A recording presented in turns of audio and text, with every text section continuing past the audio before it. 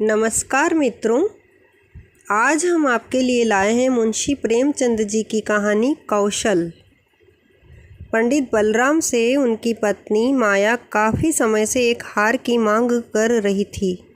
हर बार पंडित उनकी बातों को टाल देते थे।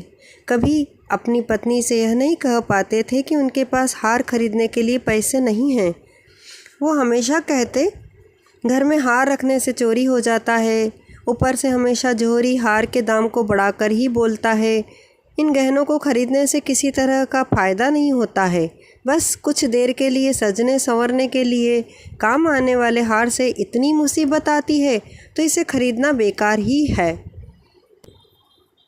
पंडित की पत्नी काफ़ी भोली थी। वो हमेशा अपने पति के इन बातों में आ जाती थी, लेकिन दूसरी महिलाओं के पास गहने देखकर उसके मन में होता था कि काश मेरे पास भी ऐसा जेवर होता। वैसे पंडित थोड़ी मेहनत करते तो अपनी पत्नी के लिए हार खरीद सकते थे, लेकिन उन्हें सिर्फ भोजन करना और आराम करना ही पसंद था। वो अपने आलस्य के कारण पत्नी की 4 बातों को सुनना भी बुरा नहीं मानते थे।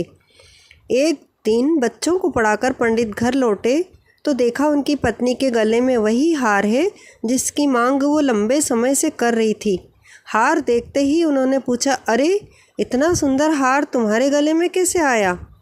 पत्नी ने जवाब में कहा कि ये पड़ोस में रहने वाली महिला का है। मैं उससे मिलने गई थी आज। उसने जब मुझे ये हार दिखाया तो मैं इसे पहनकर आ गई ताकि तुम इसे देख लो। मुझे बस ऐसा ही एक हार चाहिए।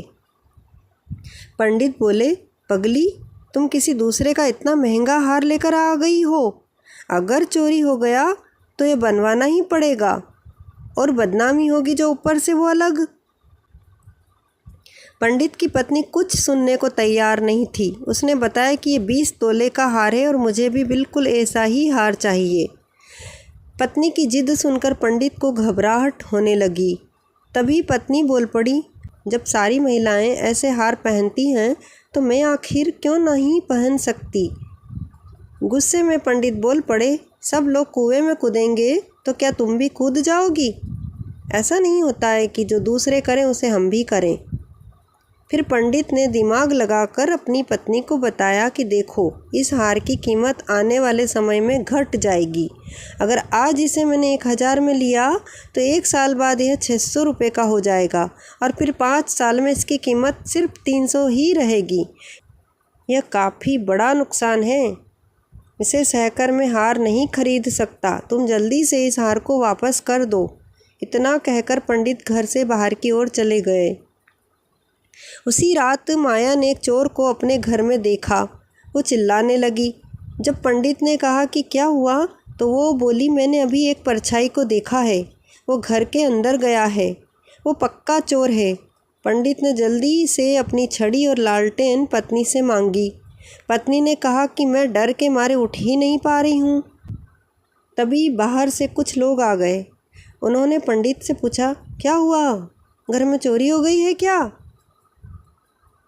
पंडित की पत्नी माया बोली, नहीं, वो ऊपर छत से नीचे की ओर कूदा था और फिर हमारे बिस्तर के पास से तेज़ी से आगे भागा। मैंने उसकी परछाई देखी थी। तभी माया ने अपना हाथ गर्दन की ओर फिराया तो उसे पता चला कि पड़ोसन का वो हार उसके गले से गायब है। हे भगवान, कहकर वो अपना सिर पीटने लगी। पंडित बलराम शास्त्री ने पूछा, तुम उस हार को उतारकर क्यों नहीं सोई थी?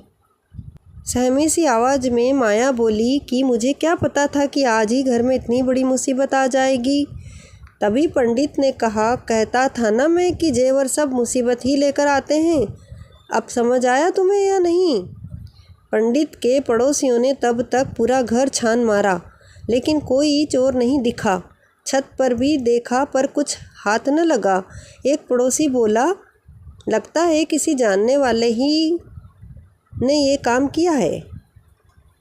दूसरे पड़ोसी ने कहा, देखो, घर के लोगों द्वारा बताए बिना किसी और को कुछ पता नहीं चलता है। हार के अलावा और क्या चोरी हुआ है वो देखना चाहिए। पंडित की पत्नी माया बोली, सब कुछ तो सही ही दिख रहा है। संदूक भी बंद ही हैं और बर्तन भी सारे घर में ही हैं। उस चोर को पराए लोगों का सामान ही ले जाना था। मेरा कुछ ले जाता वो गहना ले गया जिसकी मैं मालकिन ही नहीं थी। अब हार का मज़ा आ गया ना तुम्हें? कितना समझाया लेकिन तुम्हें कुछ समझ आए तब न बात बने, तंज मारते हुए पंडित ने कहा। माया बोली, पूरे 20 तोले का था। अब कह दूंगी उसे कि चोर ले गया, जो लेगी हार के बदले ले ले। पंडित ने झल्लाते हुए कहा कि तुम्हें बदले में हार ही न देना पड़ेगा। पत्नी ने पूछा कि इतना पैसा तो है नहीं, इसका इंतजाम कैसे होगा? पंडित बोले, कुछ न कुछ तो करना ही पड़ेगा, नहीं तो बदनामी होगी। तुमने उसका गहना रखकर बहुत बड़ी भूल कर दी है। माया ने दुखी होते हुए कहा कि मेरा भाग्य ही खराब है। दूसरों की चीज़ गले में डालकर मुझे क्या सुख मिला था कि मैं उसे पहनकर ही सो गई। उसके पति ने कहा कि अब खुद को दोष मत दो, देखते हैं कुछ न कुछ कर ही लेंगे। पड़ोसी से कह देना कि जल्द ही उनका हार उन्हें मिल जाएगा। इतना कहने के बाद पंडित सोचने लगा कि आखिर ऐसा क्या करें कि उस हार की कीमत का पैसा जुट जाए। उसके बाद पंडित ने अपने ज्ञान से धन कमाना शुरू कर दिया। पंडित को उस हार की रकम चुकाने की इतनी चिंता थी कि उन्होंने दिन में सोना तक छोड़ दिया था। बच्चों को पाठशाला में पढ़ाने के बाद श्रीमद् भागवत की कथा करते और फिर लोगों की कुंडलियां सब देखते।